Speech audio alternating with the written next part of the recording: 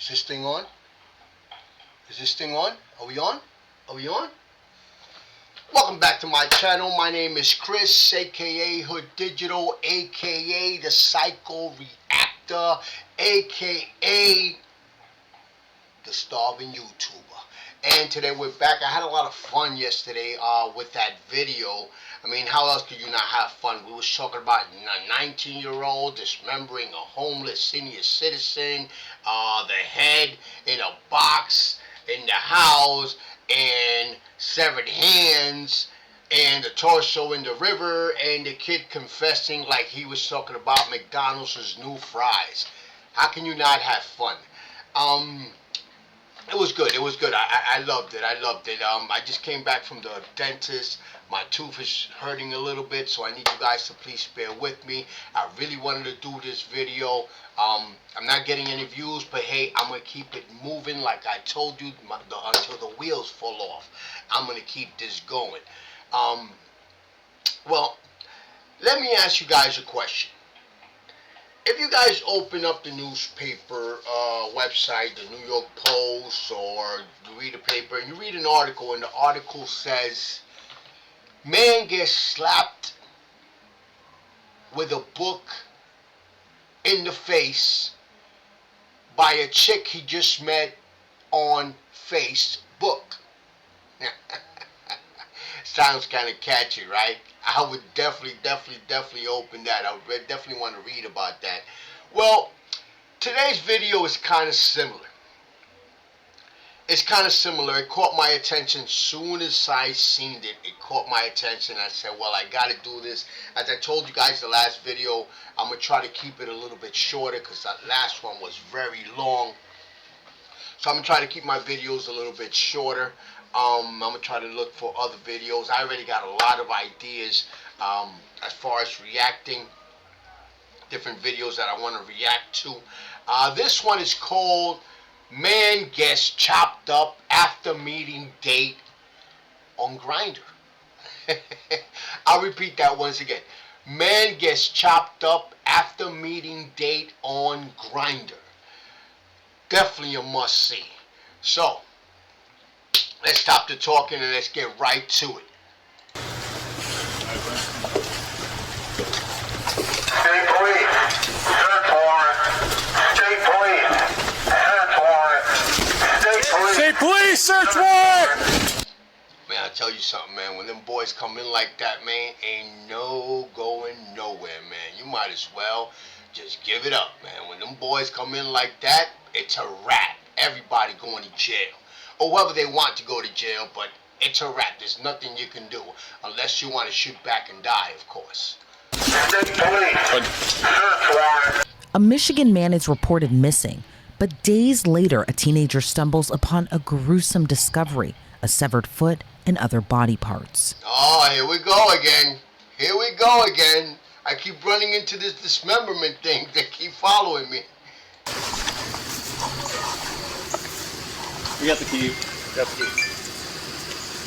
We have the key. Key master. You have it.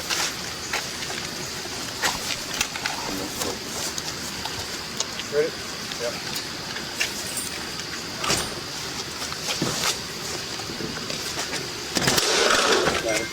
The disturbing case unfolded on September 18th when 41-year-old Justy Stillwell was reported missing. Hey, he looked a lot younger in that picture. Detectives reportedly retrieved surveillance video from his neighbors days before he vanished. It showed Justy driving from his home in Bay City, Michigan on September 14th. However, he never returned. Investigators soon learned he was actually on his way to meet someone, another man he met on the dating app Grindr. But Justy would end up having a fatal encounter when meeting his date. Unknown to his loved ones at the time, they seemingly worried when he didn't show up to work on September 18th and reported him missing. On the same day, a horrific discovery was made along the shoreline of a local river. That's where a teenager reportedly spotted a foot and more severed body parts, including arms and legs, in the Saginaw River that were confirmed to be the body of Justy Stillwell. Wow, I see where this is going. This sounds like a homosexual encounter.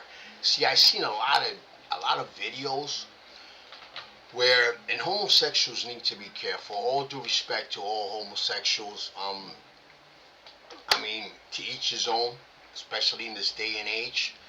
But homosexuals need to be careful, especially men, because they go on these dates, and sometimes it would be homosexuals that are in the closet, and the moment they decide that you're gonna blow up their spot, or you're gonna blow up their tracks, and somebody's gonna find out that they're actual homosexuals, they'll get desperate and they'll kill you just for the sake of not having nobody find out that they're homosexuals. And some of them, they got that, they're in the closet, but then since they don't want their family, some of them already got kids, and these people live a troubled life. It must be a very troubled life that inside you want to come out and you have this bottled up inside. I kind of feel for these people, because they get violent. That's when I don't feel for them. But the moment they decide that, hey, you're gonna blow up their tracks, or you're gonna tell their wife, or you're gonna tell their kids, or you're gonna tell their family members, and it's gonna come out that they're homosexuals, and the moment they want to take you out, man, it's very careful. So homosexuals out there, my advice to you, try to get with people that are openly homosexuals. Let's keep watching. Detectives learned in their investigation through Justy's friend he was going to meet a user on the dating app under the handle Board. Authorities tracked the so-called Board's location to the home of another Uh-oh, doesn't look like a nice guy right here. Doesn't look like a nice guy at all, man. Oh, man. Scary guy. Scary white boy. A city man, 40-year-old Robert Tweedley Jr. In body cam video obtained by Law and Crime, it shows police arriving to Tweedley's home on September 25th, armed in tactical gear to execute a search warrant.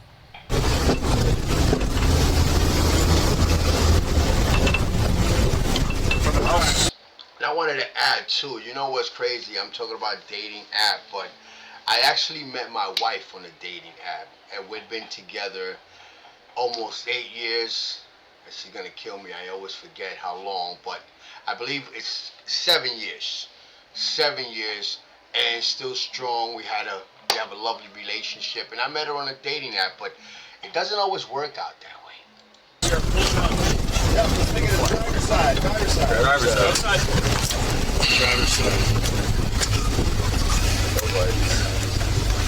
No car in the street. Here's a Mustang in the drive. Lights get red.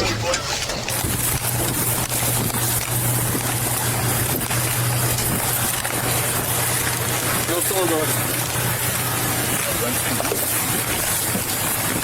State police. Search warrant. State police. Search warrant. State police. Police, search warrant. State police. Search warrant. State police. Portions of the body cam video were redacted. However, minutes later, officers can be seen searching near the home's garage.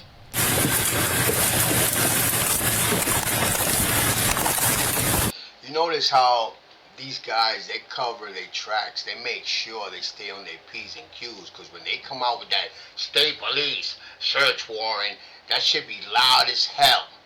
So there's no way that you could come out with a gun or anything or sue and say, well, I didn't hear him, I didn't know it was police. So they really cover their tracks. So when them boys come out, if you slip and make a mistake, it's a wrap for you. They gonna shoot you down.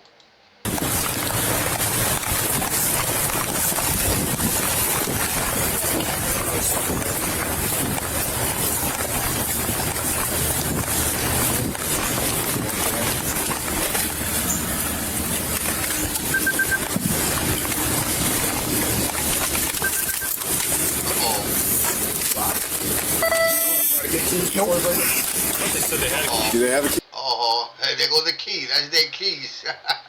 Get the keys, they said. They had to get the keys. That's the key right there. Yeah, it's supposed to. They have a master key. That's their master key one right there. That's their master key right there.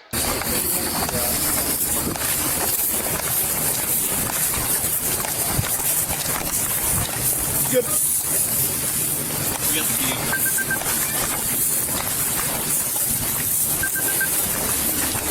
grab it.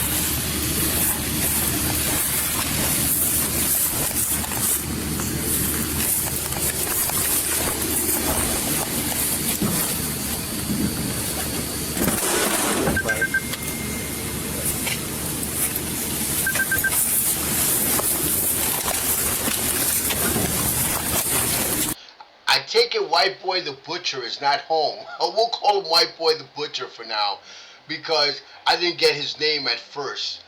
But we'll call him White Boy the Butcher for now.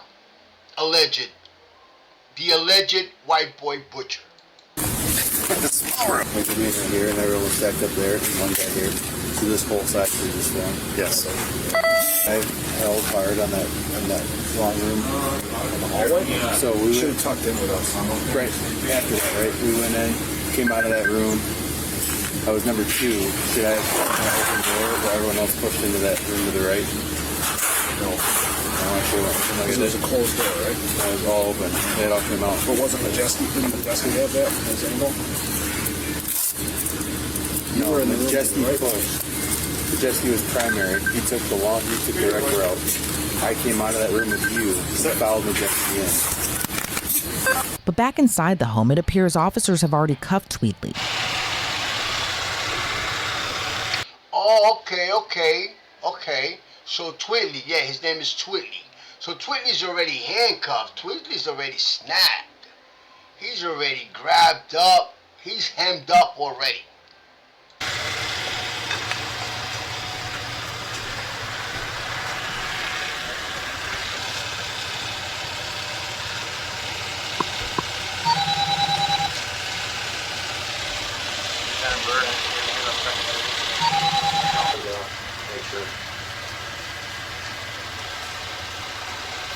I think we're good all the way back. It's just Go the back to say. yeah, just the, There you go. That's Tweedley. Tweedley's already hemmed up. If it would have been here in the Dominican Republic in Spanish term, they would have said amarrao. basement.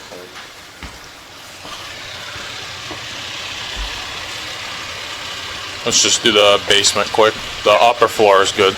According to police, Tweedley told them Justy came to his home on September 14th, but wanted to leave shortly after. That's when Tweedley allegedly pushed Justy down his basement stairs and strangled him to death. This is truly a horrific and disturbing case, but important to share. And part of the reason we're able to keep bringing you these stories is Oh, so he confessed. I'm not getting the story straight because I thought he was a suspect at this point. because of our great sponsors. And I want to quickly talk about one of our amazing sponsors, and that's Odoo. I'm sure a lot of you watching this might be business owners or thinking about starting a side hustle. Well, Odoo can help. Odoo is a free all-in-one business management software with tools to help you run your business. I mean, look, I'm a cat mom and I want my cat to get some brand deals. Using Odoo's website builder, I built a .com/ on social media in the past month, left reeling legs and arms in the Saginaw River to Walmart the following day. For our amazing viewers, you can start building. That was an internal commercial we ran into, ladies and gentlemen. Let me fast forward. It wasn't a YouTube, it was a regular commercial from the downloader. But anyway, we'll skip to that. I'm not gonna edit this. No, I'm not gonna edit this. I keep it real. I'm the real reactor, starving YouTuber all day. I'm just gonna fast forward a little bit. And here we go. Lifeless body back upstairs and allegedly bought rope at a local Walmart, which didn't work. So he returned to Walmart the following day to buy an axe and bags to dismember Justy's body. He allegedly cut up the body and scattered his body parts in different locations in Bay City. Tweedley allegedly told police he dumped his legs and arms in the Saginaw River and put his head. Oh, so this ain't even a whodunit. This ain't even a whodunit. This is how he did it. Head and torso near the boat launch. Tweedley was officially charged for the heinous act 2 days after his arrest and now faces charges including open murder, disinterment, and mutilation of a body. Disinterment. Never heard of that word. I'm going to look it up. If you guys in the description, let me know if you guys find it. What does disinterment means? As the community was left reeling after the shocking crime, Definitely doesn't sound like a foreplay word. many question, why did this happen? According to a report by ABC 12, Tweedley's attorney is pushing for him to get a psychiatric exam. Tweedley reportedly has a history of mental illness and made troubling statements on social media in the past months and weeks leading up to the murder and even after. On September 15th, there you go, that mental health, man. United States they need to do something about the mental health crisis that they have. A lot of people with mental health, and then they know that they have a high population of mental health, and yet they're so free to give guns to everyone. That's a problem. the day after police say Justy was killed, Tweedley posted on Facebook under a different username. He wrote, "I'm so tired I can't sleep at night. I cleaned my house today. I got back on a cleaning kick. Just wish I had the right cleaning supplies, LOL." He even reportedly made posts he was considering taking his own life. 2 days before his arrest, he wrote on social media, "Turning my life over to God." While the process to determine if Tweedley is competent enough to stand trial could take weeks, he remains behind bars in the Bay County Jail. Let's bring on retired FBI Colin Schmidt to break down this case even further. Colin, it's so great to see you. This case is just Okay, so this is the same girl in the commercial. I'm a little bit confused. Guys, just so you know, I do keep it real. As you can see, I never seen this video before. I just basically put it on because I go by the description of the video. It says man gets chopped up after meeting date on grindr. Sounded very interesting. And now I thought this was the lady in the commercial. I guess this is a show, the Law and Crime show, because she was the same one that was advertising whatever she was advertising. That's why I fast forwarded. But here she is again talking about the case. So let's move on. disturbing on so many levels. A man meets another man through a dating app, goes over to meet him, he murders his date in his own home. Allegedly, excuse me. What is your reaction to this case? Well, it sounds like this person that was on the Grinder app that got the perpetrator was looking for a victim. Looks like he How appropriate that the app is called grindr. I've heard of it before, but how appropriate that grindr dismemberment. You guys don't see the relation here, the similarity. found somebody that was very vulnerable, and then probably thought that he could get away with it because this person didn't necessarily have a lot of family members or a lot of connection to the community. Then obviously this thing, went sideways very quickly, and then it was a horrific end to this person's life. And do you think that the defendant in this case was using the app as a way to kind of hunt for victims in a way? Well, I think that level of That was a bait. That was a bait tool for him. violence shows me that this may have happened again. To do something that horrific shows a level of comfort with the way he attacked that victim. So, in terms of law enforcement, I'm sure they're looking at his phones and his background and everything else in his history to see if there's any other victims out there, especially the Grindr app, and looking at his activity on that app as far as who else has he had interactions with. Yeah, it is. It is hard to believe since he did this seemingly with such ease that it's hard to believe that he hasn't done it before, because he didn't have to do much, not just to commit this act, but just to actually find a vulnerable person to do this. It's like he did this with ease, so they definitely need to look into his background. And it's not enough just to murder Justy Stillwell. He allegedly dismembered his body and scattered the pieces in different areas, which is just horrific. In your experience, what's the process like? Yeah, he got creative on that one, man. He got creative. The last two videos, man, it's been dismemberment and dismemberment. One thing is you kill somebody. Another thing is that you actually take the time to chop it up, chop his head, chop his hands, and all this stuff. That's personal.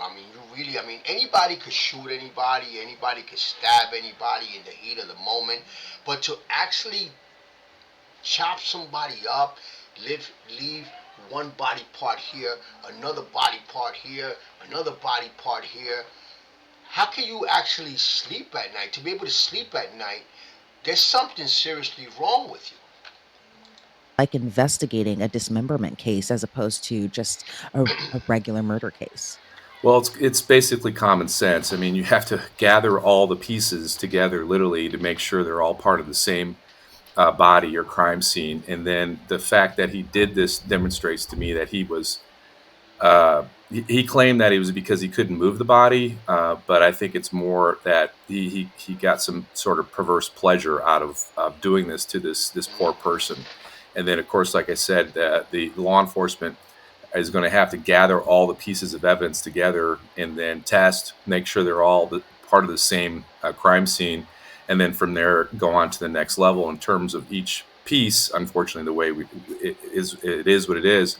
They'll try to find evidence off of that links the body or the pieces back to the Can you imagine this being 3 different bodies? Can you guys imagine that? That would be a whole nother story. person that did this crime. And strangulating someone or choking someone to death seems like such a personal crime. But from what we know right now, that evening was the first time that they had actually met. What's your reaction to the defendant in this case allegedly choking the victim to death as opposed to, where we normally see like a shooting death or something a little less personal? Well, that kind of method of killing somebody indicates a very emotional connection and a level of violence and emotional from 2 perspectives. Number one, either anger or from the perspective of he was getting some sort of positive feedback per se in his own mind from doing that to this victim. So for him to Yeah, I think he, like I said before, he was probably one of these gay people that resent themselves from being gay. So it's like they hate gay people because they're gay also. So I guess he takes pleasure out of that. It's something very perverse. But let's keep watching. to be that close and personal, it tells me, number one, that there was some sort of he was getting some sort of perverse pleasure out of this, and secondly, he was very comfortable with the way he was doing this, which would indicate to me that there's possibly other victims out there. Definitely, definitely. Yeah, he was definitely not just comfortable, but how easily he did it and how easy he confessed. I mean, we didn't exactly get the whole story per se, how he got caught and this and that. I didn't see that in this video, but yeah, they definitely need to check into it. This guy must have a background. He must have done something. There's something that he has. Hopefully not other victims, but a very big possibility. And a friend of the victim had alerted investigators. He went to meet up with what we now know as the user on the dating app under the handle Board. And then they tracked down Board to his location, Board being the defendant in this case. What all goes into retrieving cell phone data in cases like this? And do you think it helped investigators because grindr does share users' locations? Well, I think that's exactly what they did. The law enforcement has gotten very sophisticated with using cell phones and these apps, and as well as that, the apps have also gotten very sophisticated with interacting with law enforcement to give them the information they're looking for. But it may have just been a matter of getting the person's cell phone, firing up the Grinder app, and then just seeing where the location points are. But the other thing is, excuse me, they may have got the victim's cell phone and pulled the location data off of that, and then they could go ahead and track it back to the perpetrator's house. And then, of course, the next step would be once they get the perpetrator in custody, they're going to get his phone, and they're going to look at what's going on there, and certainly going to look at his Grindr activity. I had to pause it for a minute because as he was speaking, well, when she first started talking before, I believe that the detective was talking. I was thinking, this guy obviously, if he's not already a serial killer, he was a serial killer in the making. And if it wasn't because of technology, can you imagine this guy in 1991 or 1985? By the time they would have caught him, he would have killed at least 15 people. At least 15 people. If they wouldn't, because they wouldn't have noticed. If you look at the old crime documentaries, just like, yeah, when you look at the old crime documentaries, you could say to yourself, wow, if this was in this day and age, they would have gotten caught because of this, because of that. Nowadays, you got your cell phone, you got the dating apps. Back then, you didn't have dating apps. People just went out in bars and met each other, and it was hard. People would kill somebody one state and go to the other state, and by the time they found you, you would have already killed a lot of people. Ted Bundy got away with it for a long time. You got a lot of serial killers that the reason why they got away with it was because there wasn't really that much technology. They didn't have much to work on. This guy, if it wouldn't have been because of technology, this guy would have taken out at least 5, 6 people. But anyway, let's keep watching. And police didn't just go to Tweedley's home and arrest him. They were armed with tactical gear. Talk to me about how authorities determine if they're going to go that route and what all kind of goes into that process as opposed to kind of just walking up with two detectives and placing the suspect in cuffs. Well, I think it's a matter because of the violence that they suspected, the fact that there was a dismembered body. Automatically, the law enforcement officers are going to take all precautions to protect themselves, and also uh, give that impression or give that make sure the person on the other side understands that they mean business, so they don't do anything stupid in terms of pulling out a weapon or try to flee. And so I think the law enforcement officers did it. Yeah, a lot of times I've noticed that. A lot of times it's not just a matter of precaution, but it's also a matter of intimidation. When a lot of times you see that they know that the actual person is not, it's not really that violent, but they actually go like they actually go into Iraq or something. But they want to make sure that that person, like he says, know that they mean business. Exactly right. They went in with a tactical team, got him in custody quietly and quickly, and then most importantly, they did it safely, and secondly, they were able to preserve all the evidence that was in that house. And do you see this case going to trial? And if so, how important will the evidence be in this case? I don't see it going to trial because the evidence is so. Nah, this is gonna be a no contest. He's gonna plead guilty right away. I mean, the state would waste a lot of money going to trial as far as this one. I don't think so. He confessed. I think he's gonna take whatever they give him. He knows he's not going to jail. He's not going home. He's not ever going home. He's not ever getting released. So Overwhelming unless they opt for, I don't know if there's a death penalty in this particular jurisdiction. If that's the case, then the bad guy wouldn't have any reason not to go to trial. But in terms of the case itself or the trial, the evidence appears to be overwhelming against him. And then it's going to come right back to that location data on the two phones, as well as the grindr app that's going to basically sink this guy as far as being the bad guy. And most likely, they got a confession from him because it sounds like he didn't have a lot of interaction or experience with law enforcement. So he wasn't prepared to stand up to questioning from detectives. And I think this case is interesting in a way that it's so resonating in the sense that so many people use dating apps, whether it be men or women. They use dating apps to meet people, hopefully hoping to find love essentially. But how vulnerable do you think that people who use these apps, where, by all accounts, some people just go to meet up with other people, how vulnerable do you think users are on the apps, especially, from what we see on an app, it's just a picture, a face, and maybe a little blurb in their bio. But what's your thoughts, especially since so many people use dating apps, either it be Grinder, Hinge, Tinder, all of that sort? Well, because of the anonymity of the apps themselves, they present a significant risk to people, regardless of the app. And for a person to use the app and then to meet that person and then go into their house without having a history with that person, and then there's also and I work in the private investigation field as well.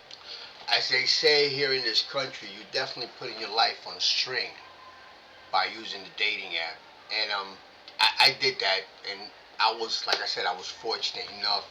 Had my wife, met my wife through there.